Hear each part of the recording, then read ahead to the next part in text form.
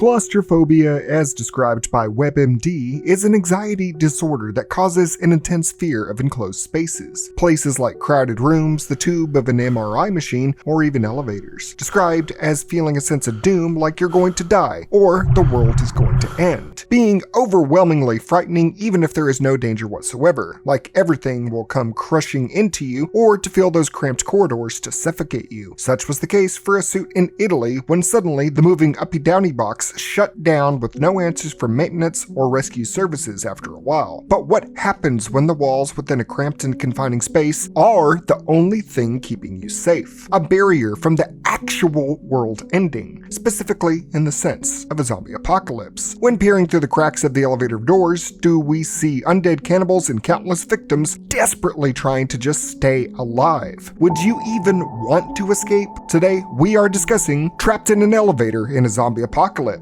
Would it really be the end? Claudio may be stuck in an elevator, but you don't have to be stuck wondering if you can afford that game you've been wanting thanks to today's sponsor, Aniba, a gaming marketplace home to over 40,000 digital products across all gaming platforms, from PC to Xbox to PlayStation to even Nintendo. They have specials where you can get games up to 90% off on PC, like Project Zomboid for as low as $4.79 with 28% cash back, or maybe get Dying Light, which just celebrated its 11th anniversary, as low as $3.80. Grand Theft Auto 5 for under $11, Sonic Frontiers for under $5. The deals are honestly wild. With an excellent Trustpilot score and 24/7 live support on all purchases, Aniba is fast, secure, and reliable. Check it out now by clicking the link in the description and pinned comment below and save some cash on the games you've been wanting to try right now at Aniba.com.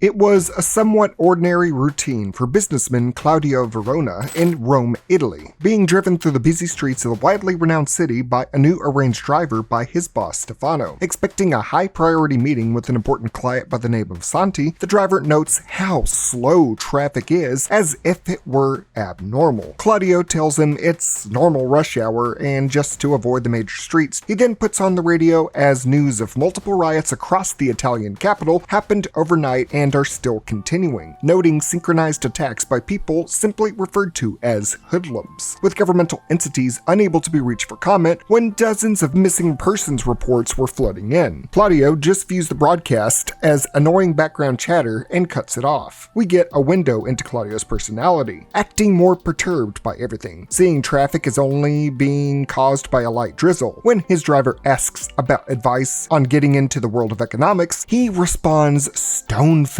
before ignoring him to answer a call, speaking about a hostile acquisition that him and his associates are making, and that there is one thing that is the most important in this world, especially to him: money and success. Before hanging up to tell the driver he feels sorry for him for majoring in economics and then not elaborating on how. Ruthless and cold in his approach to business. Arriving at his business of Panopticom, an intern brings him a coffee. He immediately asks her to join his team, purely for her looks, but masking the sexually charged offer as simply saying that she shows initiative by bringing him a beverage. He forces his way into an elevator before it closes, but ignores a person that was right after him and allows the doors to close on that dude, prioritizing himself, but also to get himself alone with a blonde coworker, prodding for a kiss and revealing that he was having an affair with her while being married for the last 5 years, despite her saying the fraternization between them was over due to her getting engaged recently. He says it's not an issue though, forcing himself on her and even pushing the emergency stop button so they can have some alone time, pulling a dark Dennis Reynolds moment, making her feel trapped and trying to get her into having sex with him. There's nowhere for me to run.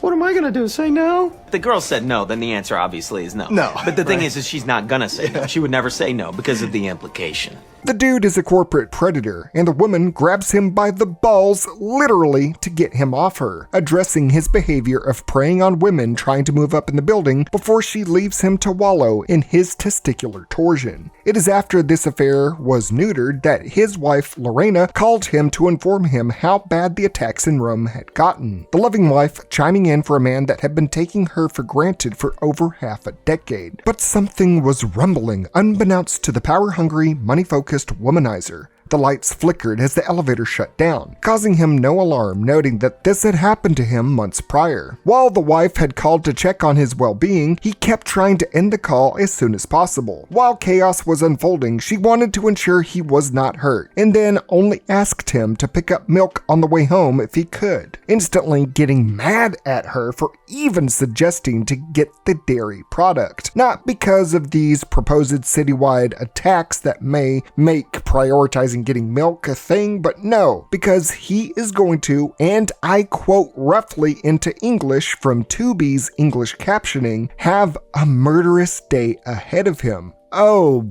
buddy. You have no idea.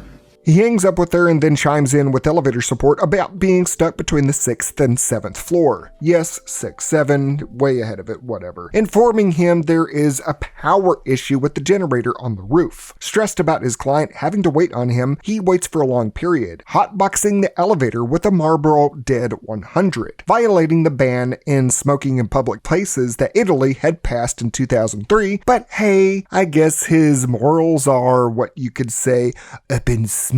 Santi is about to leave as Claudio hears people on the other side of the door, thinking they are mocking him as he calls the elevator staff on his cell phone, berating them for dragging their feet until they start panicking on their end, questioning who just barged into their workspace as they exclaim expletives out loud and then run before the call is abruptly dropped. This wasn't some lack of maintenance or people being lazy. It was something more. But he saw it as a joke and gets back on the intercom with the original lift staff demanding answers. Getting more placations from the elevator staff, he resorts to trying to pry the doors open with his bare hands, getting the lift doors open and the shaft doors partially open, unable to squeeze through to only have a half-level view at freedom. I shit you not. There is a Vine Boom sound effect popping off in the shaft in the movie to signify time changing. I mean, listen to this.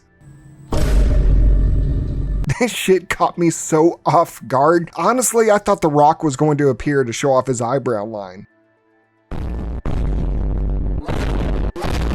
Claudio's wife eventually calls, scared to death because a stranger was trying to break down their front door and get to her, saying that she tried calling the police but it was doing no good as all the lines, land, and cellular were down, despite being able to call him. He tells her he'll send Stefano to look after her. Not showing any urgency for his wife, she asks if he himself can come back home to protect her. That's the only comfort she has, rebutting her pleas with his state of being locked inside the elevator. Plausibly so. I mean, he can't really get out of that. He tried getting out, but then he says even if he could get out of the elevator, he still would not come to her aid because today was such an important day at work. Yeah, I can already see where they are going with this narrative. Sending Seffy Boy her way, she calls back to tell him how TV news was reporting mass violence and even a possible terrorist attack and how they have exploded across Rome. But Claudio just treats her like she is being hysterical and just looking too far into newscasts that were lying and drolfully telling her to just calm down, not really paying her even half a mind to what she is telling him. The man is so obsessed with work and fucking around that he's gonna learn that reality don't play, and he about to find out. Sparking up another smoke break, his drag of the French word for cigarette but derogatory word for everywhere else is cut short short when the screams of people echo down the hallways, pleading for help and answers when the same woman that he tried to advance on earlier falls to the ground in front of him, coming to his level, begging to be let in before she is dragged away to an unseen but violent end. While his screams into the empty hallways both have no respondents and lead to an eerily quiet corridor, despite numerous people being in a frenzy just moments ago, there wasn't a soul around. No voices, no screams, no blood. Everything veritably untouched. Sterile hallways devoid of life. As Claudio can only peer through the doors and keep questioning what was going on, staring into basically nothingness until silently, two pale, blue-skinned, feral people ravenously begin trying to attack the Claude. Mindless, eyes wide open, blood all over their faces and clothing, wounds covering their bodies, and animalistically moaning and growling at him, reaching towards him. No words to him as he backs into the corner like a frightened child. The gap of the shaft is too tight for the undead to get a hold of him as their attention is shifted away by the sounds of someone else on the floor screaming, leaving Claudio to hyperventilate all on his lonesome. Receiving a call from Stefano, his associate tells him that traffic is worse, so he doesn't know when he can go please his protect his wife. It's there that Claudio gets to live what the elevator staff just went through earlier, hysterically saying over and over that everyone had gone insane, that the people out there were crazy, monstrous, with Stefano thinking he had lost his damn mind, giving him simple instructions for this occasion. Calm down and don't panic. Now that is irony! The same thing that he told his wife when she was trapped in their comfy home. She was scared to death and begging for his help with invaders trying to break in. He had brushed her off. Now he gets to be trapped in a 3 by 4 foot rectangular cube with no way out. Horrified and asking for assistance from Stefano, but being told to stop over dramatizing things and to just breathe. Yet this time, unlike his call with his wife, Claudio does not get reassurance before ending the call as he hears Stefano scream before getting in a car wreck. The call cut, he feels just like his wife did, but even more desperate and more confined. Now that is irony! The elevator comm guy contacts him to give him some hope, but the universe had to bait him for the third time, losing that hope quickly when he hears the maintenance dude scream, "Who's there?" just to get attacked, and the call to be cut off yet again and leave him screaming and sniveling like a little bitch. Now, typically I would never talk like this and say it's only natural for people to react this way when a zombie outbreak is just starting, but the guy kinda is getting some karmic retribution. If his wife were watching a live feed of the elevator right now, I can just hear her singing this. Speaking of his wife, he zooms in on his phone with his eyeballs and thinks, "Oh yeah, I have a wife." He tries calling her, but gets no answer. Lorena? Is this Mr. Justin Sherman? Yes. Sir, your wife is dead. Oh, God, no. That's right. She just walked through a plate glass window. There's blood everywhere. I just talked to her. Oh. He tries calling a girl he was trying to get with earlier before named Sarah, but she is ghosting him, figuratively and literally. The frame of him at the end of the hallway here, zoomed out, half obscured by the elevator with just his head and shoulders showing, with trails of blood on the floor, just makes him look so little. The big and powerful businessman just over an hour ago that was leaving people behind, telling youth that they were doing wrong going into economics, and abusing a power dynamic to harass a female employee, is now at the end of a tunnel with no way out or even in, crying to himself with no one to talk to. Oh wait, Sarah does call him back in a panic. relieved until he too gets attacked when on the phone. I guess a new rule in zombie apocalypses is to just not answer your phone, as that apparently is the only time zombies will attack you when a phone is involved. Ironically, his call with this intern that he was trying to bang was interrupted by the now zombified woman he kissed earlier. I guess even in death and reanimation, she was trying to make sure that he could not talk to unsuspecting women. While two zombies had focused on him earlier before running off, the zombified woman here does not waver with him, staring him down intensely, even trying to figure out how to open the doors, problem solving at a quick rate, possibly from her former life where she held such a vendetta against him that her aggression towards him now is permeating from her living to her dead form. I do like this dynamic where zombies learn, especially if their mentality from before carries over. Claudio rips the handlebar off the wall and begins to jab her in the face, repeatedly stabbing her with the metal rod until she eventually goes down, dead, one eye whited out, face brutalized. But her gaze, even after her second death, was still fixated on him, as if her hate for him consisted. Her blood ran down the wall, even slightly soaking a cigarette. Pulling out a water bottle, he works to clean the blood from his face and hands. I get the whole message of cleaning the blood from your hands, but he's so worried with keeping himself clean of dirty work instead of even considering he may need that water, since there was no telling when or even if he was going to get out anytime soon. But sure, waste your only drinkable fluids. He then cannot help but see her still staring back at him. And stop staring at me with them big old eyes.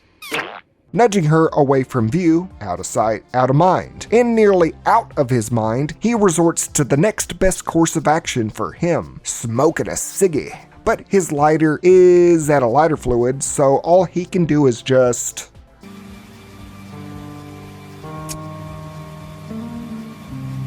Looking to suppress his mental state, he uses papers from the important meeting he was going to have to blot out and cover the blood on the floor. Priorities have definitely shifted now that the world has ended. The young woman from earlier that he invited to work for him, named Sylvia, shows up and he tells her to help him open the door, offering to protect her if she does. But the noise of him dropping the bar attracts a zombie their way. He tries to pull her through the door with only immense pain and no luck, not considering that the zombie might bite her while he is pulling her. The zombie getting closer, she decides to run away, causing him to get pissed off at her for abandoning him. Easy to see what he was going to do to her soon. A zombie then shows up and tries to squeeze its way into the elevator for a little mano-a-mano action. Claudio doesn't even think to poke him like he did the woman earlier. The guy just can't find it in himself to stick it inside a dude. Luckily for him, Sylvia returns by beating the deadite to death with a golf club, going full Left 4 Dead 2 The Passing DLC mode on its ass. She goes up to Claudio, shaking. Not because she just jolted a corpse to death, but because she ruined her boss Marcini's favorite golf club, although she just hit a double bogey on his skull, caving it in. Having work mode superseding her now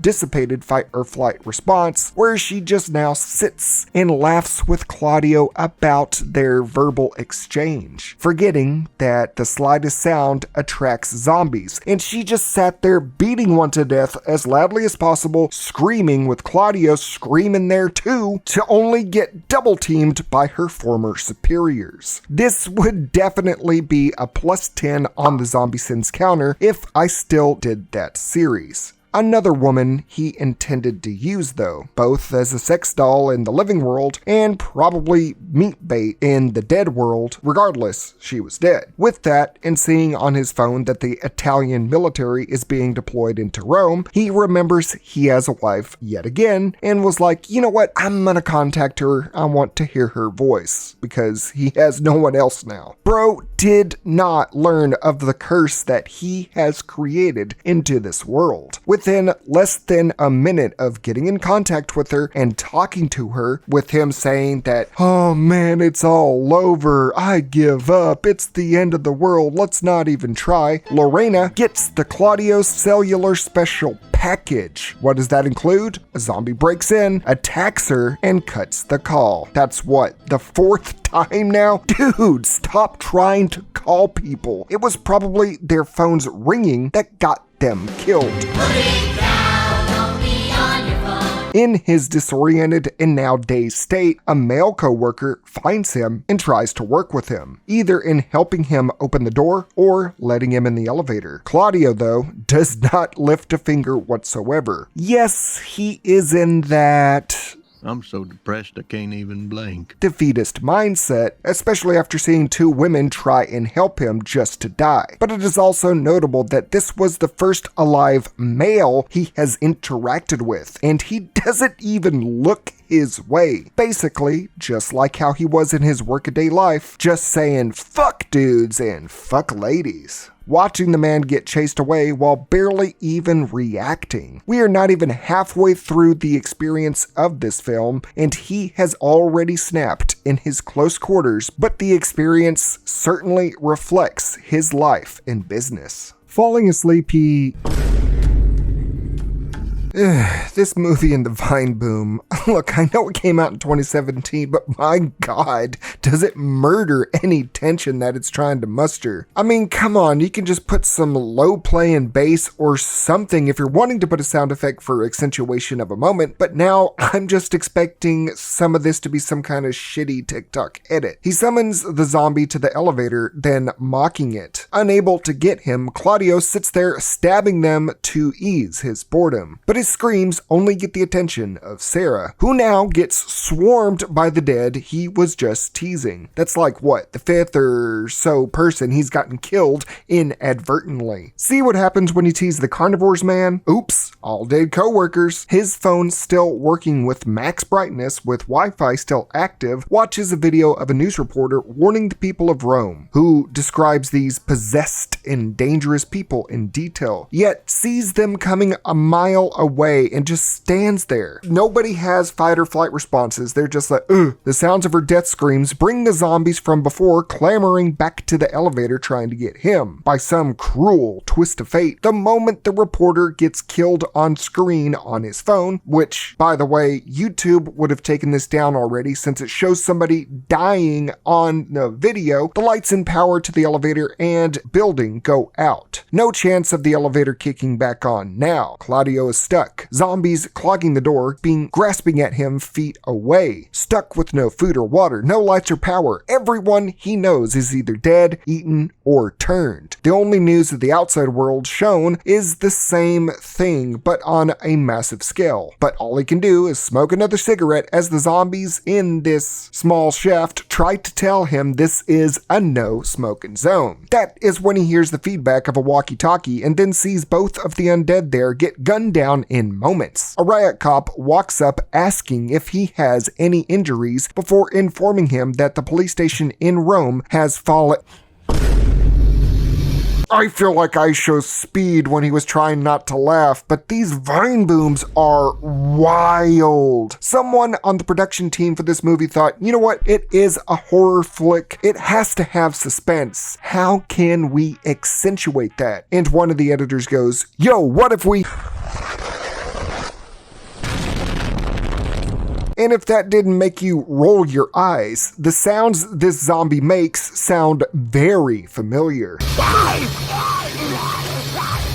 If it does sound familiar, that's because that's just the hunter from Left 4 Dead's sound for taking damage or being on fire and being in pain. A loving reference, an Easter egg, or the editor just throwing whatever into the final mix, you be the judge. The policeman, Marcello, fends it off and shoots it in the head. Seeing the elevator is shut down, he looks to restore power to reset the lift. Before heading to the top floor generator, he hands Claudio a walkie-talkie and fully loaded pistol, ironically telling him to stay put and that nothing, not even God, can get inside the lift. I mean, what if there's a kid zombie? They could easily get in there. But whatever, this godless lift in mind, he has Claudio to guide him to the top floor via walkie-talkie. Oh boy, an electronic communication device with Claudio on the other end. Can't wait for casualty number 6 or 7 to the Claude curse. Handgun in hand, he takes watch over his situation by, Jesus Christ, pulling out another cigarette. Look, I get it. Cigarettes are a bitch. You might need one in high-stress situations. Hell, my mom has had bladder cancer off and on for 15 years and still tries to sneak a cigarette every chance she can get. Hell, I smoked cigarettes for a few years and kicked it. I get it, but come on. You got more important things like not getting bitten. Regardless,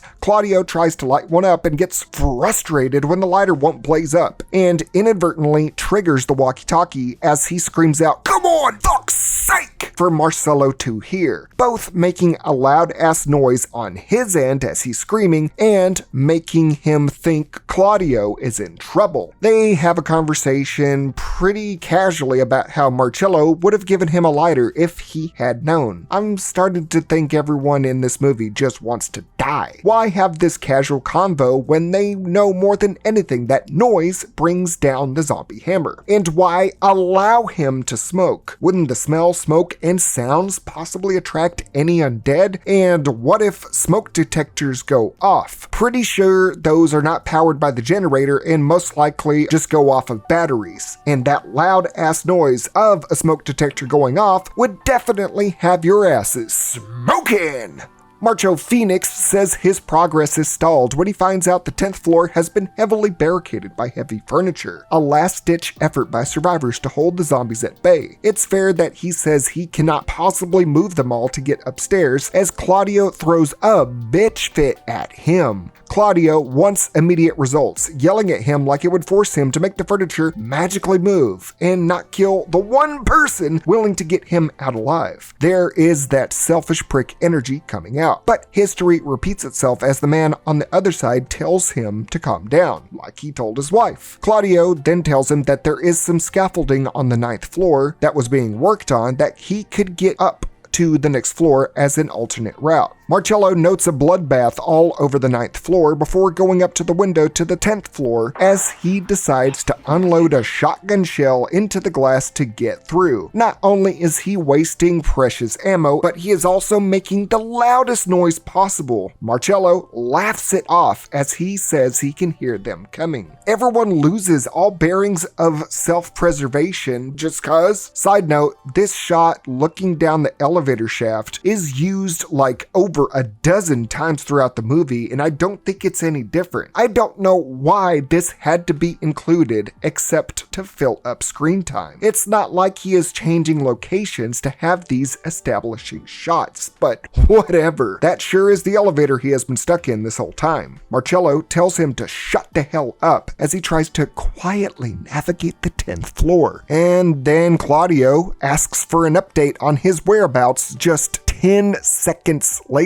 Claudio just wants to get people killed via electronic communication. He just told you, hey, just be quiet for a bit. I'm trying to stealth my way through this floor. And he's like, hey, you okay? Even when other people tell him not to talk. I get he is self-centered and wants to know where he is just for his own sake. But shooting yourself in the foot like this ain't gonna help your situation, bud. Claudio tells him of the maintenance staff that got ambushed while working on a generator earlier that he was talking to. And more importantly, that the police officer should not abandon him. If you keep chiming in like this, he is gonna abandon you. I mean, you keep contacting him like you're an ex-girlfriend. I was just calling you back to let you know that I love you and I miss you. While Marcello asks for updates on Claudio, he ignores him to notice a divider holding the doors in place. You are just now noticing this while you're actively helping someone and just dropping communications altogether. You were just sitting there saying, hey, update me, update me, update me. But now you have something there. You didn't notice this at all until now, while you were wallowing in self-pity and smoking in this little tiny box. His deterred, self-centered detention is then promptly halted when a zombie stampedes into doorway. Forgetting he has a metal pole that he stuck zombies with before just sitting right there, he pulls the pistol on the zombie and fires just feet away and misses. I would swear this guy was playing Fallout 1 or 2 with that horrible aim. He pops it in the head as more run up onto the elevator. Again, metal rail pipe thing right there. You're just gonna forget it and waste ammo when you've got a fish in a barrel situation where they can't possibly get you, and you're gonna stress the SWAT dude out more with gunshots echoing throughout the entire building. Marcello tells him to aim and shoot over and over again. Claudio apparently acted like Lewis in the Left 4 Dead intro, treating it like both aiming and shooting were mutually exclusive things, waiting for his armed daddy to tell him what to do. Run or shoot? Run or shoot! After learning aiming is indeed a thing and blasting them all, he stares listlessly at all of the corpses on the floor. Marcello asks how many bullets he has left in the magazine, and Claudio yells at him for even asking. You are really upping your chances of survival by yelling at someone giving you proper safety and survival instructions. It would be pretty needed information to know how many bullets you have left. But oh, it's fine because he says he is used to making money, not killing people. Well, today you've been doing a damn fine job at the latter. Having a back and forth in having to kill them all and having a guilty conscience to the policeman, Marcello tells him that they are infected and not people, and having to repeat that point over and over to make Claudio feel better about himself. Apparently, the zombies do not like my running joke of saying infected from the last 10 years and bum rush Marcello, so the Claude curse claims another victim as he screams and the walkie gets cut off. Good job, your pissy fits got the armed policeman possibly killed when he was trying to free you jackass. He shuts down, figures out how to unload the magazine on his own just by fiddling with it. You could have just done that yourself without yelling at Marcello, but the scene hints at him using it on himself before going on his phone to look at pictures of his wife. Aww, the dude finally loves his marital partner now that she's dead. Goddamn necrophiliacs. Lucky for him, the Claude curse comes with a stipulation. When he gets someone killed via electronic communications, it is mandatory for someone else to miraculously show up. Two armed people are seen blasting their way on his floor, but then after a few shots, well, they disappear, and oh my god, the Vine Boom claims another victim. It's genuinely a jump scare of comedy at this point. I bet each of those silhouettes is just The Rock doing the eyebrows. My brain is melting every time I hear that. So time passes into sunset. He has fallen asleep, having forgotten about that plastic dealie keeping the doors from opening that he could have easily used the metal bar on to get out. He grabs the gun and almost has a self-checkout session. He screams, it attracts zombies, and then he has the weapon in mouth like he was about to pull a Rick Grimes under the tank in Atlanta when he stops himself at the sound of Marcello on the lift's roof. He starts talking to him just to get grabbed by a zombie. Pull! Pull! Use the pole! Use it! I'm gonna go Jedi on your ass. Don't use the Force. Use the pole!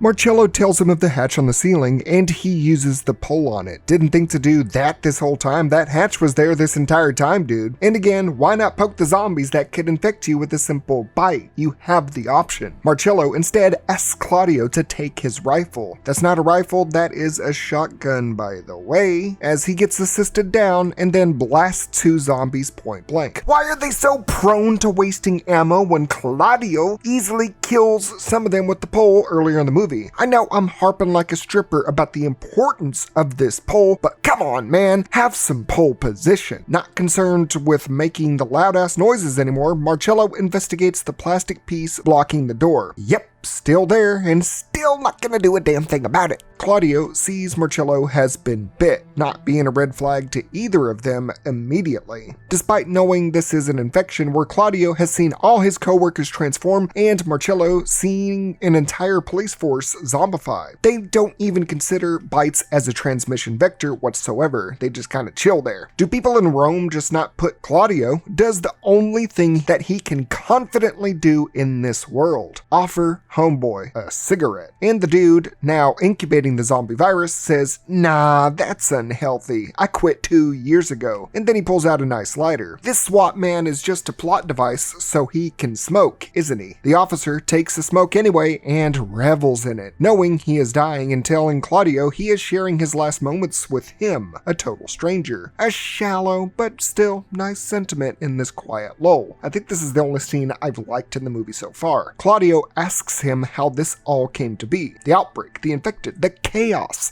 thinking since he was in law enforcement that he must know at least a modicum of what's going on out there. Discussing the virus's origins with Marcello, saying the official story is that it was from some animal, but he thinks it was born from a lab, that it broke containment and put them all in something out of the Middle Ages. Within 2 hours of the outbreak starting, most were dead or turned. Hope dwindling at the mentions of everything that has gone wrong, Marcello starts to hysterically laugh. He goes off on a tangent about a movie he saw with his wife recently, where an ugly dude told a joke to two beautiful women saying, "How did Frank Sinatra die?" "Stranglers in the night." That's my Frank Sinatra impersonation.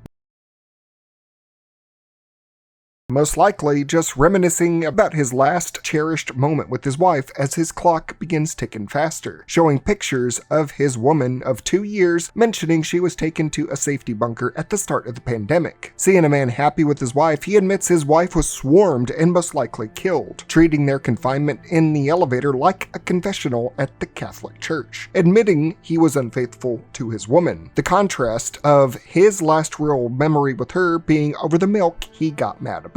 One memory of elated laughter, one of anger turned to regret. Maybe now the bastard can see what a hollow life he has led so far. As time passes and Marcello loads more shells into his rifle, shotgun, he starts to feel the full effects of the disease taking over, coughing hellaciously as copper-colored blood oozes out of his mouth. He knows he is soon to be one of them, making sure he leaves behind a fully loaded rifle.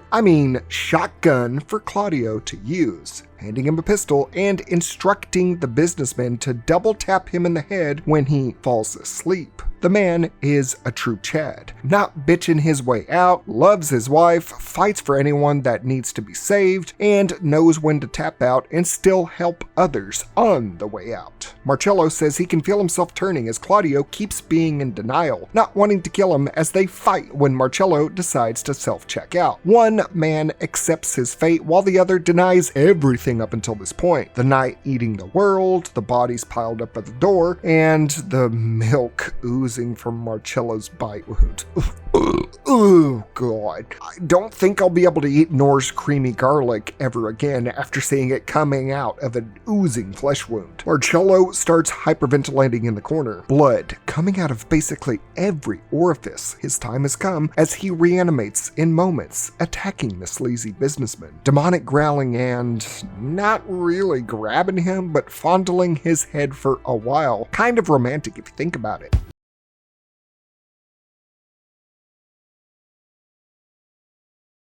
No shot, this scrawny puke is holding off this barrel of a man with just one arm. Homie would have squeezed his little head open like Jason Voorhees in Friday the 13th Part 3. I guess it's so it gives him enough time to shoot him in the gut to stun him and then double tap him in the head. At least honoring Marcello's request, but honestly, it's a bit overkill if you already liquefied his gray matter and of course, wasting ammo and making noise. One of those free bullets ricochets into his leg and he tourniquets it. Marcello's forehead looking like the 2 on a side of dice as zombies rush to the door again. Claudio grabs the shotgun and prepares to go Doom Guy on their asses. Are you ready for this crash course in bad assitude? We have been waiting for it. Let's see. With 4 zombies in front of him reaching out towards him, his first shot blasts one in the chest with the recoil pushing him to the wall. The second one gets a hole in its stomach. The next blast takes out 2 middle fingers of one of the zombies. And then the last one hitting the elevator door and not touching any of them. Literally, it doesn't even make a mark on the elevator door. I guess these are bulletproof? I don't know, but you'd think a shotgun blast would have done something. But the kickback of the rifle, shotgun, whatever you want to fucking call it, knocks him back again. But this time, hitting his head on a part of the handlebar, knocking himself out. Only this bitch could have a shotgun and not get a single kill with it and manage to KO himself all in one event. Marvelous. Again, this was a fish in a barrel situation. Work that pole, ho!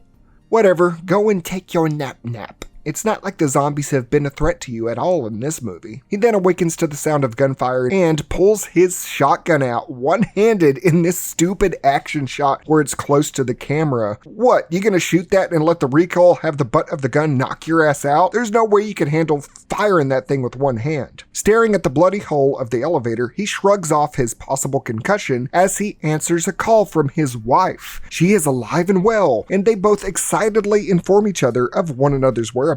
Of course, he's still stuck in the elevator because, reasons, until his phone dies. But at least he is informed that soldiers took her to the police station. Isn't that the same one that Marcella said was overrun? Oh boy, that either means she's about to get overrun or that there was a plot hole there. But he is invigorated by the news of his wife's status. Awesome.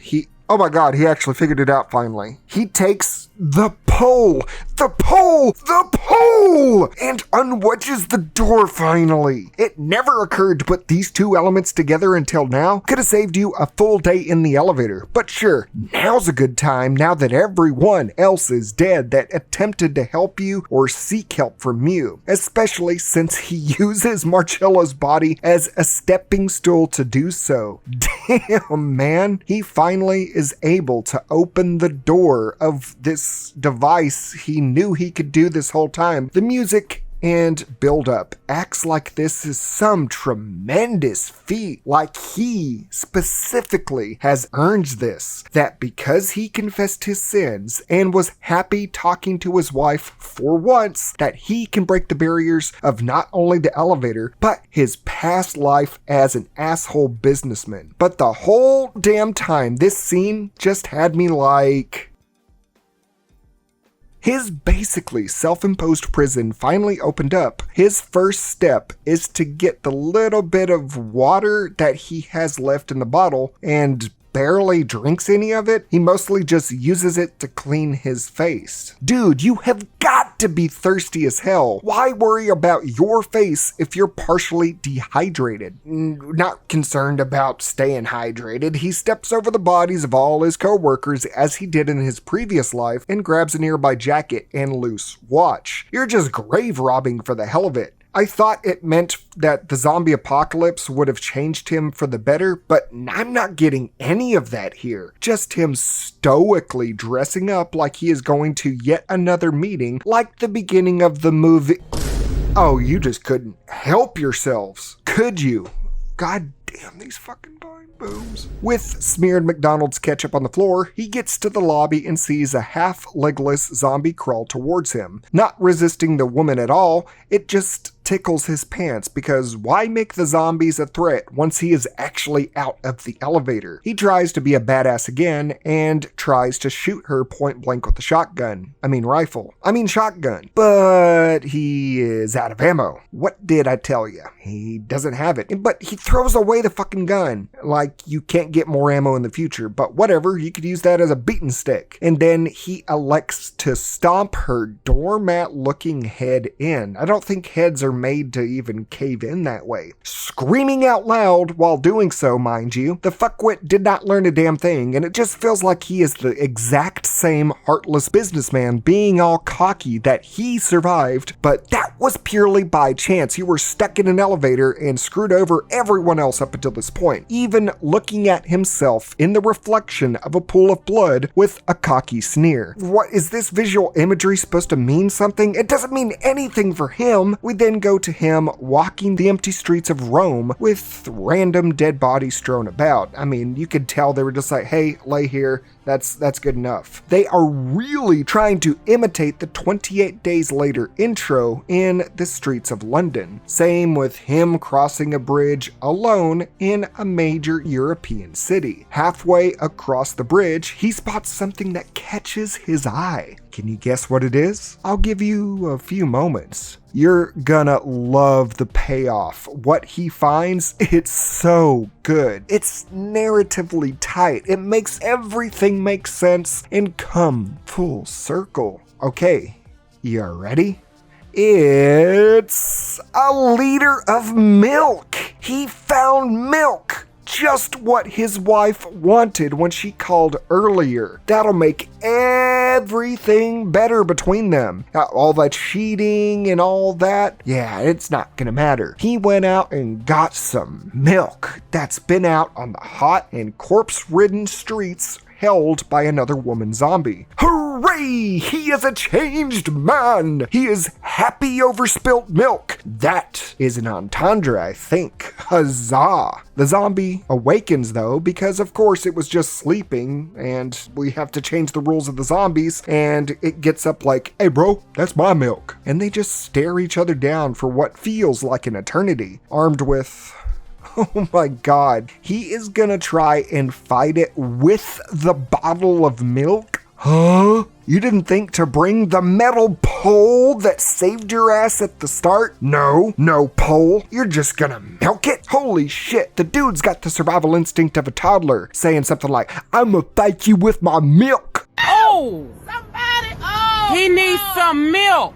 Lucky for him, a stray 308 round was just happening to fly by and take her out. Two soldiers celebrate their kill as Claudio waves them down, and the movie just says the end? I feel like I've seen this in Family Guy or The Simpsons where the random question mark comes up after the end, but Jesus. You know what? Instead of that, I got a better ending for you.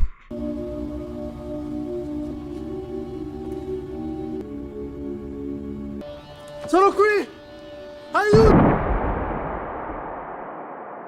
Look, this movie had a neat premise, but my god, did it have the worst main character to stick in a box, being the worst kind of person beforehand and just clinging to his wife only because everyone else was dead. He was a pure scumbag that didn't really change. I mean, he was happy that his wife was alive purely for his benefit, not feeling like he changed one bit or learned a single thing, whether it be in becoming a better man or a better survivalist. The dude just smoked a lot, screamed at everyone that helped him, and came out of the elevator like he accomplished something. What a bunch of bullshit. At least some of the zombies were kinda cool looking, but it just, there was...